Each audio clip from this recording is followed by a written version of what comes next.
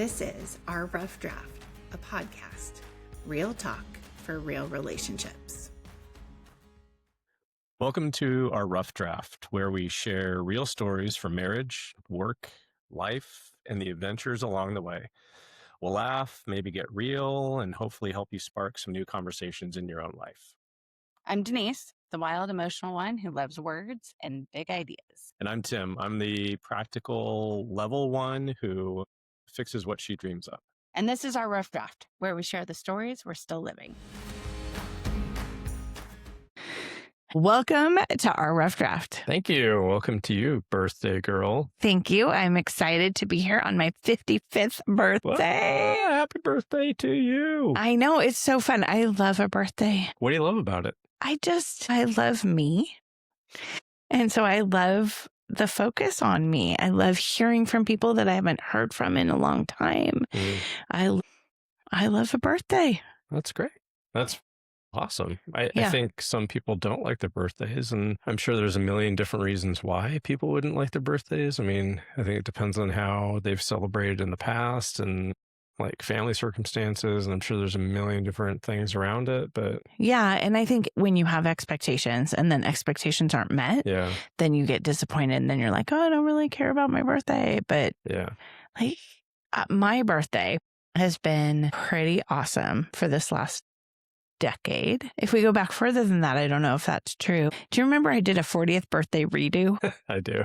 Because my 40th birthday wasn't what I wanted. And so I did a redo on 41 or 42. I don't know. Yeah. But it was great. And this we've made my birthday the center of attention lately. And it's been great. 8 years ago, we were in Milan. Yeah, that's hard to top. 7 years ago, we were in Cape Cod. 4 years ago, I was in the Cotswolds. 2 years ago, we were in Mazatlán. I'm just saying, birthdays are cool. Last year, I had Cal Raleigh sign my birthday sign. See, birthdays are cool when you celebrate them like that. I know. When it's just a normal, everyday birthday, maybe not so much, but you've had pretty good luck with birthdays. Yeah. Typically. And today was great. I did brunch and bowling with Mason, and then got to hang out with Thatch and Kyla on FaceTime for a while. And then we just met up for dinner, and that was lovely. It was great. And I talked to Coop on the way home. All good things. Yeah. All the things I need. Nice. Yeah.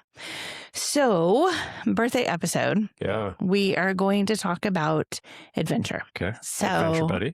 Yeah, because you call me that. And so I was originally wondering if we would actually make this podcast tonight. So I made a prequel podcast so that in case we didn't, I could send something out into the world. Yeah. But here we are. So we get to talk about adventure. And I want to ask you, and I will tell my stories as well, what are your best adventures? Like when you think about adventuring, what are the things that come up as like your top 5 adventures? And so how I was thinking about it is we went kayaking this weekend. Yep. And it was great. And I was thinking about the other times that we've gone kayaking. My mom said to us, have you ever been kayaking before? And I was like, yeah. Yeah.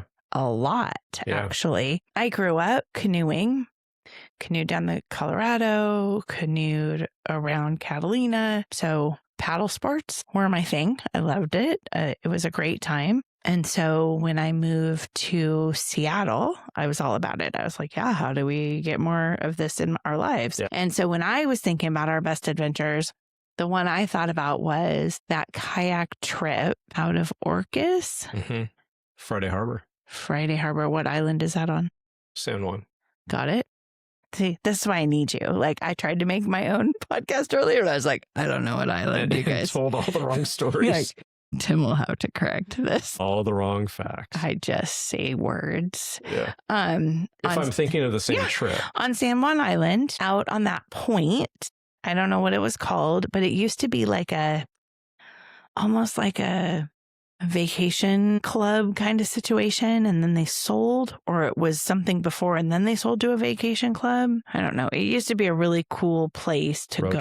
Roach Harbor. Yeah. And we went kayaking out from there. And that, to me, when I think about adventure, that goes to the top of the list, especially when I talk about kayaking adventures. Yeah. So I'll tell that story. We went on a day-long excursion with a tour guide. And the difference between it and kayaking in San Diego is that in San Diego, you can swim to the shore. I guaranteed to be able to touch at some point and be able to get myself to shore. Like no problem. Right. Not true in San Juan Islands. It is deep, fast. It is the open ocean or sound or whatever, but it is like deep and big and oceany. And cold. And freaking cold. Much colder than Right. San Diego. So layers and waterproof stuff and all of the things. And so we have a guide and we go out into the world in our kayaks. Sorry to admit that we were in a tandem kayak, which we know better than now, but that was early on in the relationship. Yeah. And we went out and had this great adventure out kayaking, and we made our way to another cove and went ashore, and we're eating lunch. And all of a sudden, and we had seen great things, bald eagles, otters, sea lions, like all the cool things, right? Yeah. And the guides were like, let's go, like get in your boat, let's go. The pod's out there. And you can't move your boat toward an orca pod. Right. They're protected, all of the things, but you can be in the water. Yes. And if the pod comes around you, you're good. Right. So go now. Don't eat anymore. Get in your boats. Let's go. Yeah. Launched back out, paddled back out, and we were in it. And all of a sudden there was a pod around, and they were a little bit far away. Yeah. And we were watching them, and there were other boats out watching them. And it was amazing because orcas are giant. And I grew up in San Diego and Shamu, and it was all of the things. And then we're in our little tandem kayak doing our little thing. And all of a sudden, like this little juvenile orca comes our direction. Yeah. And he's not a baby, but he was not full grown. Yeah. Yeah. You say little, but he was that's still like relative. Twice the size of our kayak. Yeah. Yeah. Like big ass fish. Like a bus. Yeah. Big dude. But came our direction and was interested in us. And came towards us and dove under us and was under us. And he was under us with enough time for us to like get it, to connect about it and be like, he's fucking under us. Like, take some pictures, be ready. Here we go. Like, he's under us. And then he came out the other side. And you talk about finding religion in nature. And for me, that was one of those moments because that dude could have squished us so easily. He could have come up and breached and flopped on us like he would prey. Yeah. So easily. But he didn't. He was just fucking around. Yeah. Just curious. Yeah. So checked us out, went under us, came up, still looked around, and then went and rejoined the pod. Yeah. But those are the moments where I'm like, oh, but for the grace of God, because he's bigger than us. I know my place. I'm a small thing in this big world. Mm-hmm. And wow, like that was outstanding. Yeah. And could have been a little bit dicey, but it wasn't. Well, and I think the piece that, I mean, I remember all the same things you do, obviously, about that situation. But I think the thing that comes to mind as well is it was so sudden and so unexpected that I don't think we had time. I don't think I had time to truly be like deeply scared. Mm-hmm. I got a little nervous because, to your point, he came at us broadside to the kayak. So it could have easily like flipped us over. But when he went under, I think that's when I got the most nervous. Like, would he breach and like breach under us and throw us and you know, but it happened so fast that I wasn't truly like terrified. Right. And maybe I should have been, but I didn't feel like I should have been. Like, I didn't feel that he wasn't aggressive. Like, I didn't feel like it was threatening. I didn't feel like I was in danger. I was a little nervous, but I think that was the beauty of the situation, was you could just be in that situation because of how it happened and when it happened. And I think the point that you brought up of, we went out in the water, the pod was still the required distance away. Like, we didn't paddle out to the pod. It was whatever the distance is, 150 yards or something like that. You have to maintain your distance. So this guy split off from the pod and came to us versus us like chasing one of them down. Right. And I think that was the magic part of it, was not only did you see it, but it was like it was meant to be, where this kid came over to say hi, and then, to your point, went and rejoined. So it was just this really special moment. Yeah, we joke a lot about when I'm in the kids find their way to me. Yeah. Like, I feel like it's like a teacher radar or something. Like, it happened the other night when we were at dinner, and this little girl turns around in her chair and just smiles at me. And like, but I felt like it was like that. Like, oh, I can come play with you. Yeah. Yeah, I think that's very true.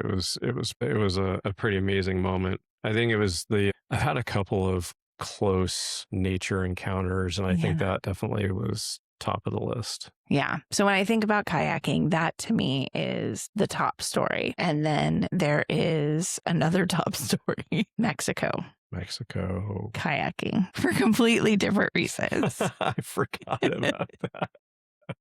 Yeah. Right? Yeah. So we went kayaking in Mexico, which was lovely and fun. Went down a river, which is easy. It's always better to kayak on a river because the flow. And we went on this great kayak trip, and like a half day. Yeah, it was. And Kelly was our like rabbit out front, and we all were trying to catch up with her all day. And we had guides, but the trip to get from the resort to the kayaks was a little harrowing. Yeah. Yeah. So we stayed at a beachside resort, the same place each time, and took the trip out from there. So the bus came and picked us up and drove us. I don't even remember how long it was. So it was you and me, Tia Kelly, and then Mason and Mason's friend Lincoln. So, a group of us.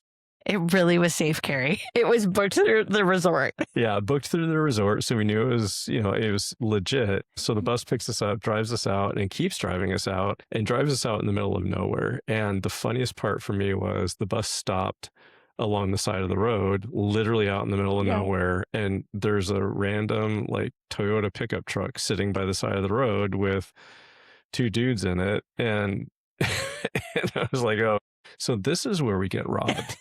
Yeah, this is where it ends. This is where we become statistic. So we get out of the bus, and as we understand it, based on what the bus driver said, you had to pile into the pickup trucks, and the pickup truck was going to take us down to the river, because we were high above the river, and we had to wind our way down, and the bus couldn't make it down there. Totally understand that. So then we get in the five of us pile in the truck. There's a couple of us. I was in the back of the bed of this janky Toyota pickup truck, and you guys, I think, were in the front, and drives down, so starts driving down this random dirt road. And I'm just thinking, man, this is it. I better make my peace right now. And as we get further down the road toward the river, all of a sudden there's a random brush fire on the side of the road. And I remember looking over does everybody else see that? Right? Is this something out of the Bible, like the whole burning bush thing? It was not a controlled burn. No, it was just some random brush fire. And then there was another one over on what is going on here? But we got down to the river, met the two guides. They had the kayaks, life jackets, all that stuff, paddles. And so we got in the kayaks and off we went. Off we went down the river. And then the bus met us at the end. Well, but yeah, and until the end of the story. So the river was great. It was, I thought it was a cool trip, just to your point, kind of floating and / paddling down the river. Cows, horses. Yeah. Penny stops on it. Penny Benjamin. So we get to the end. Yep.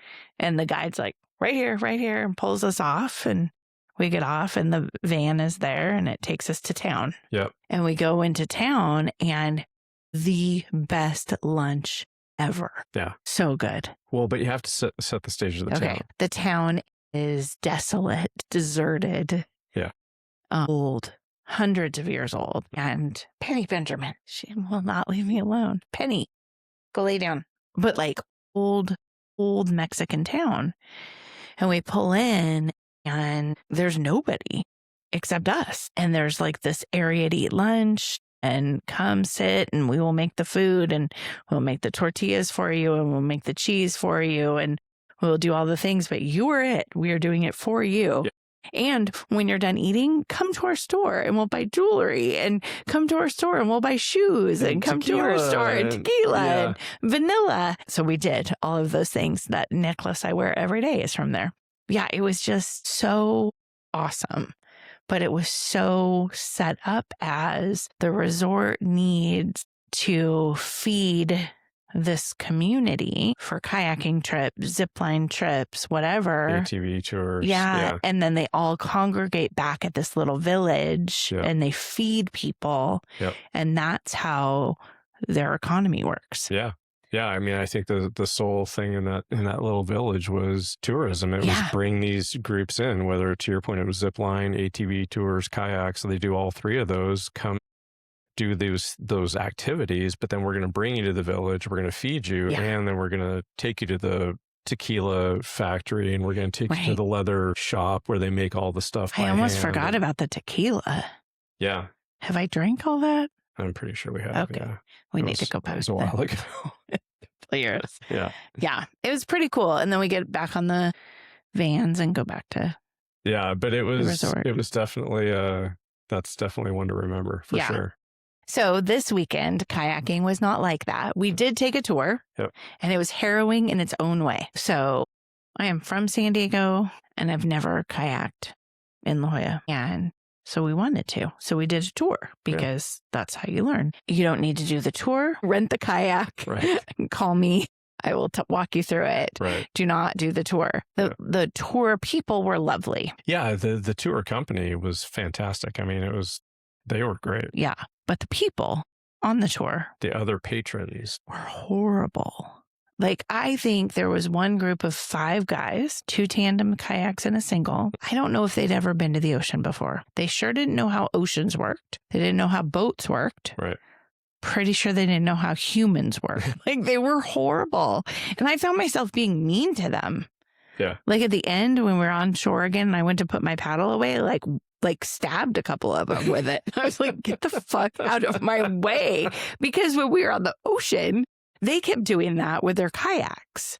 Like, they had no idea what they were doing, and they kept running into you. Well, and they didn't care, I don't think. Right. Like, that was the part that was, like, they kept running into us. Their paddles were just flailing around. I was sure I was going to get some, like, a paddle across the face and get slashed with one. Like, and then there was a group of 3 women, a tandem and a single. And they literally, like, had a magnet attached to your kayak. Yeah. Like, no matter where you went, they were ramming you. Yeah. Yeah. And then they would be like, I couldn't get far enough away from them. Yeah. Sorry. Why are you laughing? This is not funny. Yeah. And then better. There was a couple in jeans. It's a kayak in the ocean. It didn't make any sense to my brain. No. And the swells were giant in San Diego this weekend. Yeah. Like, I've never seen the ocean that agitated. Yeah, they were big. And so people could have tipped over and it could have been bad, but they didn't. And that was fine. But go out on your own. Don't go with other people who don't know what the ocean is. Yeah. Yeah. Is my advice. Unless you don't know what you're doing, then take the tour, sure. get the safety brief, etc. So, a little PSA there. Yeah. But, okay. So, kayaking in the San Juans. Mm-hmm. Magic. Mm-hmm. What other adventures that we have gone on rise to the level of that for you? Like, if you were to pull out from the course of our history, like your top 5, they don't have to be in order, but like, what are your things that were like, that's on the top of the list? For us as a couple or for me individually? It's hard, right? Yeah. I mean, this is our rough draft. So I would say for us. It's not my rough draft. No, I mean, you can talk about it, but it won't feel the same. Oh, wow. And it's my birthday. So let's talk about us. A little peer pressure. I was thinking about this earlier, and I think one that stands out for me was Camp Muir. Same. Nice. Yeah, tell that story. We were dating. We hadn't yet married, become a couple, official couple. And we went up with Dave and Julie and decided that we were going to go to Camp Muir. And so Camp Muir is the stopping point for summiting Rainier. Typically what you do is you start out at Paradise, you go to Camp Muir, you sleep over at Camp Muir, you wake up at 3 a.m. Yeah, early. And you summit, and then you go all the way back down. Right. That's what Camp Muir is. So we were going to just go to Camp Muir as a day hike and come back down. Yeah. Yeah. Yeah. So what is Paradise? 7,000. So 7,000 to 10,000 feet roughly. So 3,000 feet of vertical going up the snowfield. Yeah. I mean, it was just I think for me, I've made no secret of the fact that Mount Rainier is my church, my therapy space, my like you name it, my comfort blanket, whatever it is. Mount Rainier is that for me and always has been literally my entire life. Like I've been fascinated with it. I've loved it. It's my thing. So I think to share it with other people is always special. And I think, that was at a time where I still kind of fancied myself as a mountain climber. And at that point I had summited Adams twice, I think. And Baker. I had summited Baker and I was still, kind of harboring hopes that I would summit Rainier. And so I think for me, it was, a chance to show other people, I think maybe what life above the tree line was like, right? Like it was a chance to say, hey, this is the beauty that you see. This is why you would do something like that. And we had gone to Rainier a number of times and hiked the snowfield and all of that and just didn't go that far because we hadn't brought the things, all of that. So this was us being intentional. Yeah, that's a great word. Yeah, intentional about it. Packing the right gear, giving ourselves enough time. And so we ultimately all made it up to Muir and sat and had lunch and looked at the beautiful view. It was a great day. Yeah. I mean, the pictures do it justice. So they're, bright and sunny pictures. And the beauty, I think, of making it up that far is that you then, if the conditions are right, you get to slide back down in some spots. So you don't have to just like trod back down. You get to actually kind of sit down on your butt and slide down. Yeah. You get to glissade all the way down the snowfield. And at that point, the snowfield was still robust enough to where there weren't any kind of crevasses, there weren't any hazards, anything to watch out for. And I think that's maybe not the case now. So it was a point in time where it was fairly safe to do that trip as a day trip if you were prepared and if you knew where you were going. This time of year, beginning of June. Yeah. What I loved about it is when you live in Seattle, Rainier is the landscape, right? Like it's a good day when the mountain is out. Right. And so then to be a part of the mountain and like to look back, I mean, you're looking the other way, but you know what I mean? But looking out at that elevation is pretty incredible. Yeah. Yeah, I think that's the thing for me. Like it was just a great trip. So I think that was probably, in addition to maybe some of the others that you have already got on your list. Like for me, that was key.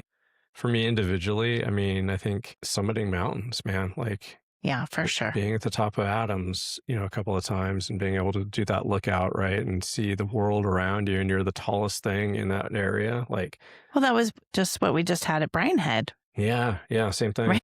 We didn't have to summit. We drove to the top. It was just so weird. We actually summited Bryan Head, but we did so in a car instead of on foot. Yeah, and same thing on Baker. I mean, I think it was just like as individual adventures, those were glorious. Yeah. So. What about, do you have others for it? So that's 2. We have kayaking in San Juan. We have Muir. Do you have more? I think adventure-wise, like I think it depends on how you define the adventure. So for sure, you kind of put the guardrails, not the rules, but the guardrails on it that it was outdoor. I think anytime we have gone to the Oregon coast, and I think about, we've told the story on the podcast before, the first time it went to the Oregon coast and we had to cross a scary bridge, and I learned a lot about you. But I think for us going down there, walking on the beach, it's windy, it's probably rainy, it's probably cold, but you can hear the surf and you can just walk, and you can walk forever on that stretch of the Oregon coast. I think for me, that's also a very grounding place. Yeah. And the last time we were there, we rented bikes and we rode bikes on it. Yeah. I agree. I think that's a big piece. And so I'm going to add the 4th, anytime we're at the canyon. Yeah. Same thing. Yeah. It has that same pull. Yeah. And I think that I think is maybe one of the things, like we can walk 5 minutes from our house and be on South Mountain, where we live in the Phoenix area, and we can go hiking. And I think that that's beautiful, and it's fun, and it's nature, and it's all of that. But I think about the things that stand out in my mind as being truly adventurous. And those physical places have a pull that you don't find in some other places. I think Rainier always pulls me back. I've only been to the canyon once, but it's What? a pull. Is that true? It's absolutely true. Yeah. That time that we went to the canyon was the only time I've ever been there. But that's a place that pulls me back. Yeah. Zion. I mean, you can't complete this list without talking about the hike in the Narrows. Right. And that perfect day that we had, right water temperature, right weather, like it just all came together. And that's a pull. Like those places just have this gravity. That night hike we took in Sedona. Yeah, absolutely. Yeah, for sure. I'm going to suggest a fifth. Okay. So we're going to have Oregon Coast. We're going to have the canyon. The canyon is mine. Like, that's your Rainier. So much so. Yeah. I love that place. Like 100% the canyon. Rainier, San Juan's. Mm-hmm. I'm going to say the fifth. But before I say the fifth, I'm going to say we have a sponsor this week. We do. So I'm going to play our sponsor clip and then we'll come back after that. Sounds good. We'll see you back. Hey everyone, I'm Thatcher, Denise and Tim's oldest son. I know I'm a little biased, but I think my parents have some pretty great stories to share. So if you've been enjoying the podcast, please take a second to like, subscribe, and share it with someone you think would enjoy it too. You'll get more stories, more laughs, more advice, and probably a few moments that make you think about life a little differently. Thanks for listening, and thanks for helping more people find the podcast. Now, let's get back to the show. That's so awesome. Insert sponsor clip here. It's awesome. If anybody else would like to sponsor us, we are open to sponsorship. That's right. So my fifth. Yeah. Italy. I was going to suggest that also. Yeah. But not just Italy, Como. Oh. And the reason I say that, right? Because the Walk of the Gods. Path of the Gods. Path of the Gods. Yeah, I don't know. I mean, so I just say Italy. So that's fair. I'll amend my statement. Yeah, I agree. Just Italy in general. Path of the Gods, Valley of the Mills, Como, just any part of that Amalfi Coast that we walked around in. Yeah, and you haven't been to Cinque Terre? Mm-mm. That's just as amazing. Yeah. Jan and Tim are there right now, and they posted a picture of the little restaurant at the bottom, and they were eating my favorite food. Yeah. I was like, wait, I want to be back. That's great. Yeah. Yeah. It's and I think amazing. So the first time we were there was 2018. That was when we went to Como. Yeah. Como was beautiful and inspiring and just amazing. But this last trip last year to the Amalfi Coast was just incredible. I mean, I think, and the beauty of the trip was how we experienced the Amalfi Coast. And this is a plug, I guess, I think we've talked about Susie and Jeanette and the Blue Walk tour. There's something to be said about that slow tourism model that they use of you're not dashing from place to place in hired cars. You're not, just dropping into things and then dropping back out. It was very slow, very intentional, chance to experience things and experience the local things. And it was just, I think, a really magical time to be there. So, yeah. Yeah. The island. Capri. Yeah. So amazing. Yeah. That was beautiful. And the walk just down to the water. Like, those hours. Yeah. But it was so good. Yeah. That was pretty amazing. And then the boat to Sorrento. Yeah. Or no, from Capri to Minori. Yeah. And the dolphins that were swimming alongside the boat. Yeah. Like, it was like a movie. Yeah. Okay. So the other thing that comes up around this is my experience this summer. And we kind of talked about it a little bit last week, but I mentioned to you, I am a West Coast girl. And I felt it so distinctly on this trip. I got to fly into New Orleans and we drove to Florida. We did Walt Disney World, and then we went up the coast to Savannah, Wilmington, Charleston, Wilmington, and then out to the Outer Banks. So that's ocean, right? I love the ocean. It was not the correct ocean. The sunset did not set in the right place. The shells were glorious. The sand was lovely. It was very much a beach vibe-ish, but it wasn't a West Coast beach vibe. It was very much like the Nantucket, Cape Cod, little stores, ice cream shops, wear cute shorts, have your hair in a bow kind of beach vibe. Not beach hair, don't care, flip-flops, that's all I'm wearing. I don't even know if I have a towel. Yeah. West Coast vibe. Yeah. And then as we came back across the country, like I felt this way that as the sky got bigger, my shoulders relaxed more. We went to National Park. Arches. Nope, Smoky Mountain. Oh, yeah. Smoky Mountain National Park. I felt claustrophobic. I felt pinned in. I felt like I was on a trail, and it just felt like it just kept coming over me. 25 miles an hour on these twisty, turning roads, beautiful trees. Like, it was beautiful, but it wasn't what I like. Yeah. And then as we came back kind of across, kind of when we got to Denver-ish, the other side of Kansas, like the sky opens up and the beauty opens up, and you get to Denver and like, oh, okay, we're almost there. And then you come out the backside of Denver and you drop. Like, it's right. They say Denver is a mile-high city. And I know when you go from Kansas to Denver, it's not that dramatic because Kansas is high as well. But when you fall out the other side of Denver, holy shit, you like get ejected, like, and go. Like, down. I can't imagine people driving in the winter because I'm afraid of things, right? Bridges and scary roads and all of the things. And there were so many of those on the trip.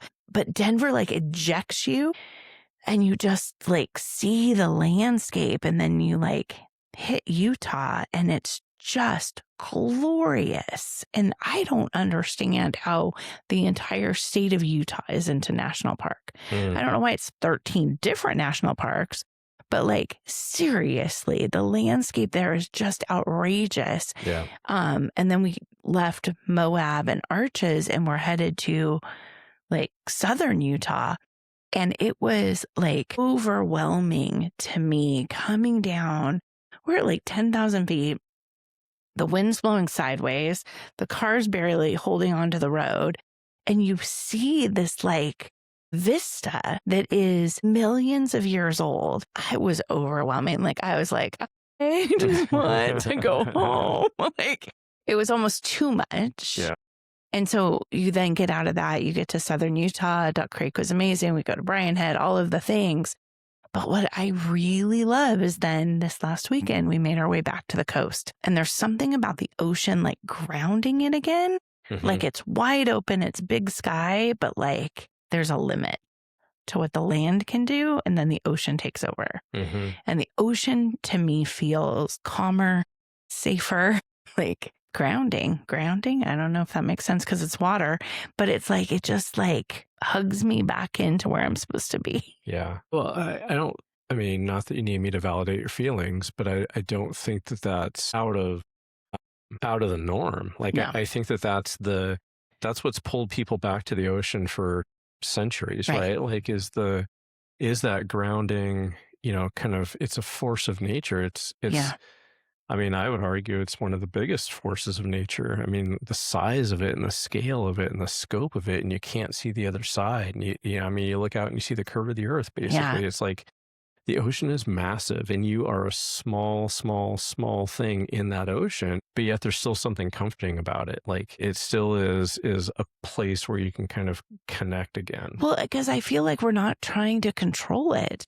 Like with the land, it's like we're trying to build these roads that go to these places that feel out of control sometimes. Like, I think about Tetons, right? Like that road, holy shit. Yeah. Right? And we didn't go on the scary road from Duck Creek to Cedar City. No. That's a scary road. Yeah. But like, we as humans have no humility.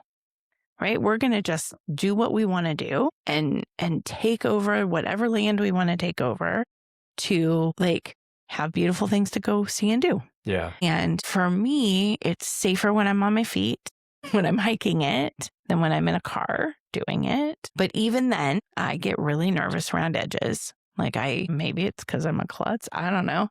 But I don't like edges. I don't like the idea of falling. Yeah. And dying. Yeah. I like being alive and having my people alive. And so edges and that type of thing scare the shit out of me. The ocean you can't fall off of.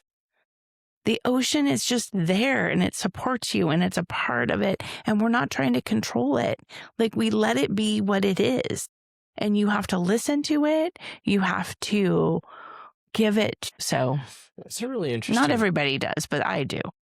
Well, and I think it's interesting the way that you describe it, because I think there's a lot of people that would describe it the complete opposite of that, where it's not comforting, it's scary because of the depth and what lies beneath, right? Like the whole, I can't see what lurks underneath it, but I can see the birds in the sky, and I'm not intimidated by that. So big sky, big ocean.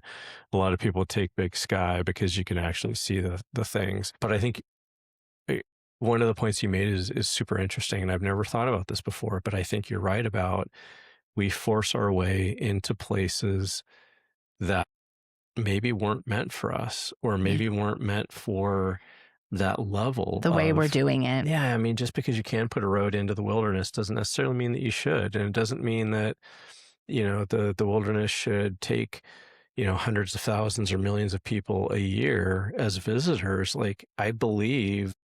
And there's a picture hanging on the wall by our bed that talks about, nature deserves to be somewhat untouched by the hand of man in some spaces, right? And I believe that that's true. And I think that if you want the true beauty and force of nature, I think you should sometimes have to work for it a little bit. I think that you should have to kind of get yourself back to that hidden valley. I think you should have to climb that peak to see the view. I think you should have to get on a boat to sail and see the glory of the ocean. I think there's something to be said about having to maybe work for a little bit of that reward. Well, I think that's why we were so freaked out at Brian Head. It was so weird. Yeah.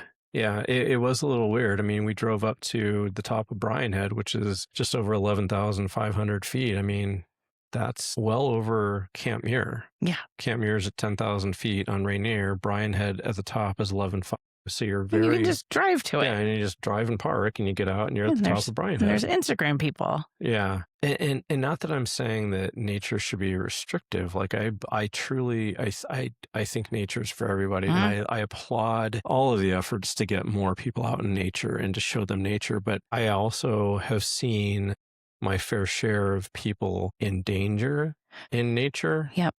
And it scares me sometimes that people don't respect it. I think that there's something to be said about enjoying it, soaking up the beauty, seeing the majesty of it. But I also think that it has to be tempered by respect. Yeah. And also then a little bit of, kind of blood, sweat, and tears. And I think when you put all that stuff together, you have those magical moments. And I don't think my experience is quote unquote better than anybody else's, but there is really something to be said about, you've climbed to the top of the mountain, you sit down and you take out that peanut butter and jelly that's squished and the jelly is coming through the bread, and you devour it because you're hungry, and it tastes so much better than it does in your kitchen. And the beef jerky tastes great. And it's just, I don't know, for me, the experience of nature heightens, I think, a lot of the other senses. Yeah. My mom said, gosh, should you be going to Duck Creek? Because my breathing, I mean, obviously my lungs are compromised and all that. My heart's good. And so, yes, I should be. Yeah. But by the Wednesday, Thursday, Friday, Saturday, by third day in, fourth day in, probably, I felt better. That's part of it. You're supposed to acclimate to the area. Yeah. We were just talking about Everest, and there's these new ways to come at that mountain where people are acclimatizing in technology, in rooms that they pressurize, and then they fly to Nepal, and then within a week they try and summit. When it's typically been you go for 2 or 3 weeks at elevation to then try and go, so that you have 3 weeks to get your body used to it. If it's just a check box, right? If you're just doing it to check the box, then I guess doing it in the room is fine. But like the 3 weeks of being with the Sherpas and being in the community and eating the food and being a part of it, like that's also the experience. Yeah. Like I want to go to base camp. Like I have no twisted ideas about climbing anything at this point in my life with these knees, but I would love to go to base camp and hang out for a bit because that's a culture, right? It's why we love going for longer periods of time to other places, right? Because you get to know it better. Yeah. I mean, I think I referred to it earlier, but I think, and you brought it up, I think for me, nature is a spiritual place. Like, I think it's impossible for me to go out anywhere in nature. I mean, it could be as simple as walking down to the community park and climbing the little hill and seeing the sunrise, right? But I think that it's impossible for me to look at something like that and not see God at work.